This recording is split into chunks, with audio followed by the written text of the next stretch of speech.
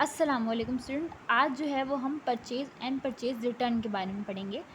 Purchases क्या होते हैं? When you buy anything in exchange of payment of some kind. जब आप किसी शॉपकीपर के पास जाके कोई चीज़ खरीदते हैं in exchange of payment of some kind, और उसे किसी तरह की पेमेंट करते हैं, पैसे देते हैं, तो ये होती है परचेजेस। अब यहाँ पेमेंट ऑफ सम काइंड का लफ्ज़ जो है वो क्यों यूज़ हुआ है, वो हमें परचेजेस की टाइप्स पढ़ के समझ आएगा। तो परचेजेस की टू टाइप्स होती हैं बेसिकली, कैश परचेज और क्रेडिट परचेज। कैश परचेज में क्या होता है? Good purchase and cash payment is made.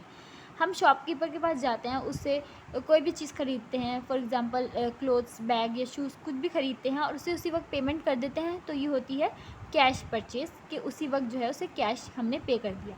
दूसरी हमारे पास होती है credit purchase. Good purchase but cash payment in future. हम शॉपकीपर के पास जाके चीज़ खरीदते हैं, लेकिन हम उसे कहते हैं कि हम अभी आपको कैश नहीं देंगे, हम फ्यूचर में आपको इसका कैश जो है वो पे करेंगे, पेमेंट बाद में करेंगे, तो ये होती है क्रेडिट परचेज़। इसलिए परचेज़ की डेफिनेशन में purchase of payment of some kind का वर्ड जो है वो यूज़ हुआ है। अब जो है वो हमारे पास परचेज़ रिटर्न क्या होता है? परचेज़ रिटर्न को रिटर्न आउटवर्ड भी कहते हैं।